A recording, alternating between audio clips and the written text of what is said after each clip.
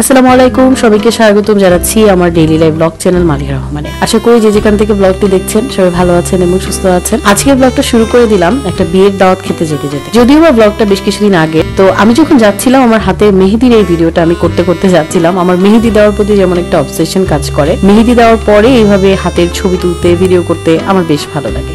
আমার হাতটা যদিও বা খুব একটা সুন্দর না, তো যার কারণে আমার অনেক সুন্দর করে মেহেদি দেওয়ার পরও অতটা ফুটে ওঠে না। তারপর আমি চেষ্টা করি টুকটাক করে মেহেদি দিতে, আমার খুবই ভালো লাগে।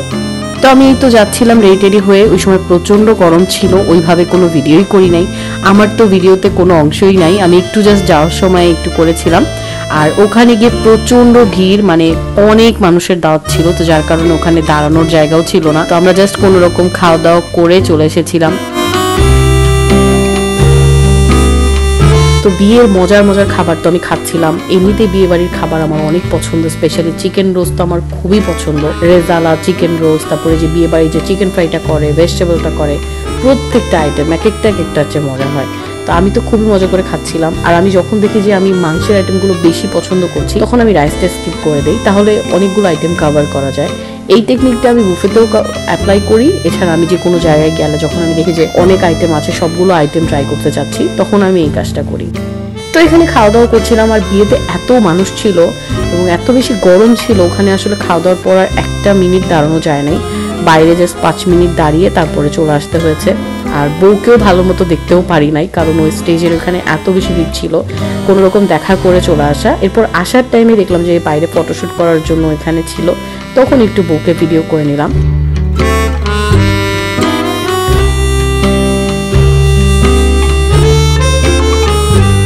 যতদিন পর্যন্ত আমার হাতে মেহেদির কালার ছিল, আমি মনে হয় রেগুলার এরকম ভিডিও করেছি। আমি আপলোড দিই নেই, বাট আমি ভিডিও করেছি। I am obsessed with my Mehedi, and আমার এই টাইপের ভিডিও করার প্রতি একটা সিভিয়ার অবসেশন আছে। আর আমার মেহেদি দিতে ভালো লাগে। আমার হাতটা যদি একটু সুন্দর হতো তাহলে আমি আরো সুন্দর সুন্দর ভিডিও করতে পারতাম। তো যাই হোক, এটা আরেকটা দিনের একটা ভিডিও। সো আমি এখানে কয়েকটা দিনের ভিডিও একসাথে করে তারপরে ভিডিওটা আপলোড করেছি। বাট এখানে কয়েকদিনের নাই, ওইটাই একদিনের ছিল। এটা আমার আরেকটা দিনের ভিডিও আর কি। তো আমি কিছু কালার সাপ্লাইজ কিনেছিলাম, পেন্টিংয়ের জন্য কিছু কালার কিনেছিলাম, তারপরে ব্রাশ কিনেছিলাম। তো সেগুলো এখন একটু গুছিয়ে গাছিয়ে রাখছি। আমার না এই পেন্টিংয়ের জন্য আমি যে জিনিসগুলো একটা বাস্কেটের মধ্যে রেখেছি, এই বাস্কেটটা আমার কাছে খুব অ্যাস্থেটিক্যালি প্রেজেন্ট মনে হয়, মানে খুব সুন্দর লাগে দেখতে, কিউট অ্যান্ড অ্যাস্থেটিক একটা জিনিস। মানে আমি কেন যেন এই কালারটা, তারপর হচ্ছে এই বাস্কেটের মধ্যে এই জিনিসগুলো দেখতে খুবই প্লেজেন্ট মনে হয়, আমার খুব পছন্দ হয়। আমি যেখানে রেখে দিয়েছি এটা দেখতে আমার কাছে খুব ভালো লাগে। আমার ছোটোখাটো কিছু জিনিস এখানে একসাথে রেখে দিয়েছি। আর আমার একটা স্বভাব আছে, আমি সব কিছু একটু বাস্কেট করে করে তারপরে গুছিয়ে রাখতে পছন্দ করি। আমার বাসায় অনেক বাস্কেট আছে, যদি কখনো সব কিছু খালি করা হয়, আমার মনে হয় যে মোটামুটি 20-30টা বাস্কেট মনে হয় আমার বাসা থেকে জাস্ট পাওয়া যাবে। বিভিন্ন জিনিস আমি বাস্কেটে করে এভাবে গুছিয়ে রেখে দিই। তো এখানে আমি আমার কালারগুলো সব রেখে দিলাম, যেগুলো আমি কিনেছি, প্লাস এছাড়া যেগুলো ছিল। আর সেই দিন হচ্ছে প্রচন্ড বৃষ্টি ছিল। বৃষ্টির মধ্যে, বৃষ্টি মানে যেমন খিচুড়ি, বৃষ্টি মানে মুচির ঘুম। তো মুচির ঘুম থেকে বোঝা যাচ্ছিল যে বাইরে বৃষ্টি আর ভেতরে আরাম করে ঘুম। ওর ঘুম দেখলে লিটারেলি আমার মাঝে মাঝে জেলাস ফিল হয় যে মানুষ এত আরাম করে ঘুমায়, অথচ আমি ঘুমাইতে পারতেছি না, কারণ আমার ওই টাইমটাতে কিছু পেন্ডিং কাজ থাকে, সেগুলো আমি ওই টাইমে বসে বসে করি। এই যেমন ভিডিও এডিট করা বা এই টাইপের যে কাজগুলো থাকে, সেগুলো আমি দেখা যায় যে ওই টাইমে বসে একটু রিল্যাক্স মুডে বসে করি। তো যার কারণে ওই টাইমটাতে আমার আলটিমেটলি ঘুম হয় না। তো এরপরে চলে আসলাম সন্ধ্যার দিকে আমি একটু পিৎজা বানাচ্ছিলাম। তো pizza is the most easiest thing to me, কারণ আমার কাছে মনে হয় এইটার যে সহজে দুনিয়াতে কিছু নাই। আমার বাসায় যা থাকবে তাই দিয়ে পিৎজা তৈরি করা যায়। জাস্ট কিছু জিনিস একটু জাস্ট টেকনিক করে দিয়ে দিলেই হয়। ইভেন আপনার বাসায় চিজ না থাকুক, জাস্ট একটু আটা বা ময়দা কিছু একটা থাকলে অ্যান্ড ইস্ট থাকলে ইটস গুড টু গো। তো আমি এখানে ডোটা তো করেই রেখেছিলাম। এরপর বাসায় ঝুড়া মাংস ছিল, সেই ঝুড়া মাংস দিয়ে দিয়েছি। আর হচ্ছে দিলাম টমেটো, ক্যাপসিকাম, এরপর অনেকখানি চিজ দিচ্ছি। এই চিজটা আমার বাসায় লিটারেলি পড়েছিল অনেকদিন ধরে, মানে আমি তো চিজ খাই না, তো কিনে দেখা গিয়েছি কিন্তু খাওয়া হচ্ছিল না। পরে মনে হলো যে আজকের পিৎজাটাতে আমি দিয়ে দিই, এটা ডেটটা শেষ হয়ে যাবে আর 2-1 দিনের মধ্যে, এটা খাওয়া হবে না। এই কারণে এটা পুরাটা দিয়ে আমি পিৎজাটা বানিয়ে নিলাম। তো এখানে সবটুকু চিজ দেওয়াতে না এটা এত মজার লাগছিল দেখতে, মানে আমি চিজ খাই না, বাট স্টিল আমার কাছে দেখতে এটা খুব মানে লোভনীয় মনে হচ্ছিল।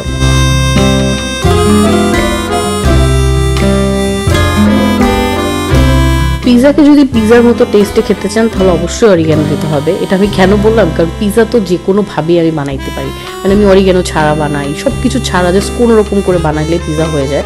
এই কারণে পিৎজা আমার কাছে সবচেয়ে ইজিয়েস্ট মনে হয়, যে পিৎজা যে কোনো সময় মন খারাপ ভালো সব সময় মানুষ বাসায় গেস্ট আসলো তাড়াহুড়ো করে দেওয়ার জন্য it's the most easiest thing.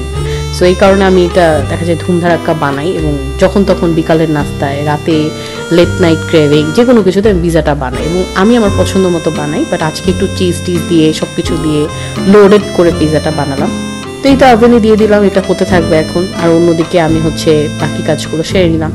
আমার পিৎজা কিন্তু অলরেডি রেডি। আমি ওপরের দিকে একটু বেশি হিট দিয়ে ফেলেছিলাম, এই কারণে ওপরের দিকটা একটু বেশি মানে কালার চলে এসেছে। ইটস নট বার্ন, এটা একটা কালার চলে এসেছে। এবং আমার ফোনে যেটা হয়েছে, আমার ফোনের কালারটা আমি নিজে কিছু কন্ট্রাস্ট চেঞ্জ করতে গিয়ে কালার অনেক ডিপ করে ফেলেছি, কারণ আরও দেখতে এটা বেশি অদ্ভুত লাগতেছে। But test so good. আমি এটা কেটে এখন খাবো। আমার দেখে খুব লোভনীয় মনে হচ্ছে বলে আমি আর লোভ সামলাতে পারিনি, আমি কেটে একদম খাওয়া শুরু করে দিলাম। গরম গরম পিৎজা ওভেন থেকে নিজের হাতে বানিয়ে খাচ্ছি, খেতে অসাধারণ লাগছিল।